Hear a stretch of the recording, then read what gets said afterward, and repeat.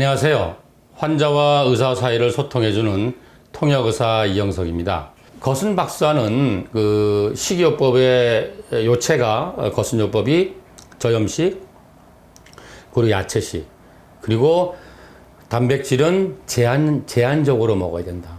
그리고 동물성 지방은 극히 제한해야 된다. 이렇게 이제 요약할 수 있는데, 그게 무슨 이제 여러 가지 생화학적으로 거기에 야채에 좋은 성분이 많고 동물성 음식에 대사산물이 독성이 많고 이런 문제도 있지만, 또 하나는 뭐냐면 우리 그 조직 손상 증후군 많이 들어봤죠. 거기서는 요체가 뭐냐면 우리 세포 속에 나트륨이 많이 들어가게 되면 세포가 고장이 나고, 그죠? 세포 속에 칼륨과 산소가 많이 들어가면 다시 재생이 되고 건강해진다 그랬잖아요. 특히 거순요법을 할 때 초기에는 단백질을 엄격하게 제한하는데, 그 이유는 그 우리 혈액 속에서 나트륨은 단백질과 결합을 해요.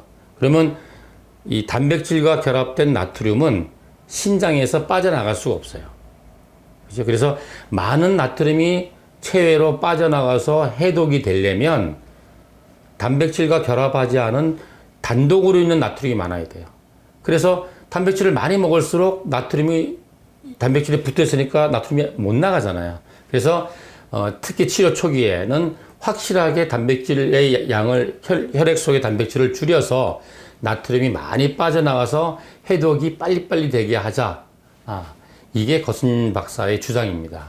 그리고 거순 박사는 또 뭘 알아냈냐면, 또 하나는 그 우리가 단백질을 많이 먹으면 체액이 산성화된다 그랬잖아요. 그러면은 산성화된 체액을 중성화, 알칼리 쪽으로 만들기 위해서 알칼리 성분인 나트륨을 재흡수시키는 거예요.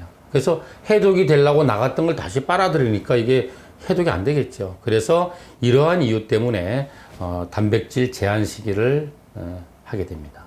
동물성 음식, 즉 동물성 지방과 동물성 단백질은 캔서 트리거다. 즉 암을 촉발시키는 인자다. 이렇게 알려져 있어요. 무슨 말이냐면, 동물성 식품에는 IGF-1이라고 하는, 많이 들어보셨죠? 그 성장 호르몬이 많이 들어있어요. 그러면 IGF-1은 세포를 성장시키잖아요. 그렇죠? 그래서 혈액 속에 있는 암세포를 성장시킬 수 있는 거예요. 그래서 우리가 그 탄수화물을, 그 혈당 피크를 없애야 하자. 그래서 좋은 탄수화물을 먹고 혈당이 서서히 올라가게 하자는 이유가, 혈중에 혈당이 올라가게 되면, 급하게 올라가게 되면 췌장에서 인슐린이 확 나오잖아요. 그러면 그 인슐린이 나올 때 IGF-1이 인슐린 라이크 그로스 팩터 1이잖아요. 이게 많이 나오기 때문에 암을 성장시키니까 혈당 피크가 없는 식사를 하자, 이렇게 주장하잖아요. 마찬가지로 동물성 지방과 단백질을 많이 먹어도 IGF-1이 상승합니다. 그래서 국제암학회에서는 식품 분류를 했는데, 뭐 햄, 소세지, 베이컨 같은 육가공식품은 1군 발암물질로 분류되어 있어요.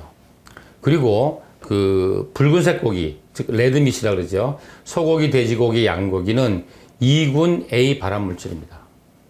그래서 WHO 세계보건기구에서 발표한 일반인을 상대로 하는 음식 피라미드를 보면, 피라미드가 이렇게 생겼잖아요. 그러면 제일 밑에가 이제 하루에 5번 이상, 5접시 이상 먹어라 매일, 이게 야채예요.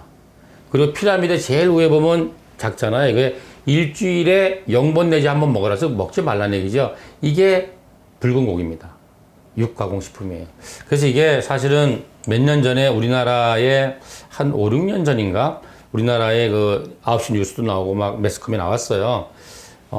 그러니까 이제 정부에서는 이제 이걸 어떻게 발표를 해야 되는데, 또 이 우리나라 또 육가공 축산협회에 계신 분들의 또 저항이 있으니까 정부에서 뭐라고 말했냐면, 맞는 말이다.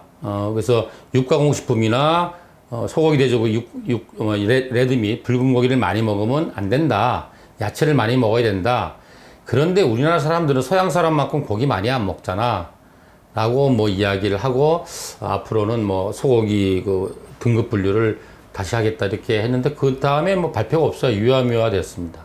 그리고 또 하나는 이 고기를 만약에 먹는다 하면은 맛없는 퍼석고기를 먹어야 돼요. 그죠?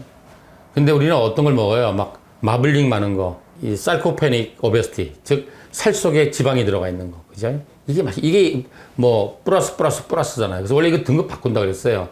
근데 뭐 안 먹는 게 좋지만 그래도 꼭 먹는다면은 그냥 살코기 먹어라. 그죠? 그리고 또 하나는 이 고기를 육류를 자꾸 이렇게 뭐랄까 요리를 하지 마라. 이제 이걸 자꾸 요리를 하게 되면은 이 동물성 단백질의 분자 구조가 꾸불꾸불한 형태에서 직선 형태로 구조가 바뀌게 돼요.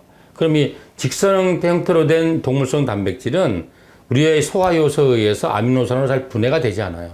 그러면 이게 이 동물성 단백질이 완벽하게 분해가 돼서 흡수가 되고 배설이 돼야 되는데 어중간하게 분해가 된 것들은 이게 흡수도 안 되고 배설도 안 되면 우리 몸속에서 이 독성으로 작용하게 되죠. 그래서 뭐 고기 먹고 나면은 속이 더부룩하거나 부글부글하거나 뭐 속이 쓰린다든지 뭐 가민성 대장증후군이 와서 또 이 고기만 먹으면 설사하는 분들이 있죠. 뭐 그런 것도 있고 또 다양한 우리가 이제 알러지가 있는 분들이 많잖아요. 이런 것들이 일단 동물성 단백질에 의해서 생긴다. 이렇게 말씀드릴 수 있습니다. 그리고 이렇게 이제 불완전하게 분해된 그 동물성 단백질의 대사 산물들은 이제 간으로 가서 또 해독이 될 텐데 이게 또 양이 많으면 제대로 해독이 안 되잖아요. 그러면 이제 조직 내에 만성 염증이 생기는 거죠. 그러면 아시다시피 만성 염증에 의해서 모든 병이 진행되는 거잖아요. 그죠? 뭐 모든 대사증후군이라든지 모든 뭐 질병 또는 뭐 암이라든지 이게 다 만성 염증부터 출발하기 때문에 단백질 특히 단백질 전체의 양도 줄여야 되지만 특히 동물성 단백질의 양은 현격하게 줄여야 된다. 나중에 말씀드리겠지만 그 필요한 단백질은 최대한 가능하다면 식물성 단백질을 우리가 먹어야 됩니다.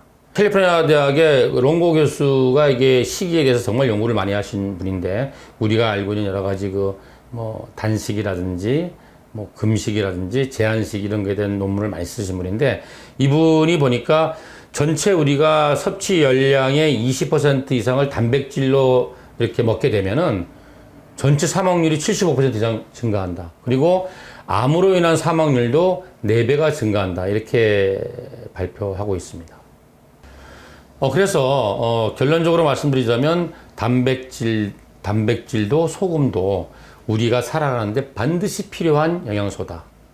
그러나 과유불급이라고 소금도 지나치면 그 폐해가 엄청나다. 단백질도 소금 못지않게 과하면 엄청나다. 그래서 우리 몸에는 꼭 필요한 만큼의 단백질만 섭취하셔야 됩니다. 최소한으로 줄이셔야 돼요. 그리고 섭취하는 단백질도 동물성 단백질은 최소한으로 줄이시고 대부분을 양질의 식물성 단백질로 채우셔야 됩니다. 이렇게 할 때 단백질의 유익한 점은 우리가 다 갖고 가고 단백질의 해로운 점은 우리가 다 버릴 수 있습니다. 그러므로 우리가 건강을 회복할 수 있고 질병을 치유할 수 있고 또 질병으로부터 우리가 보호해서 예방할 수 있다고 말씀드릴 수 있습니다.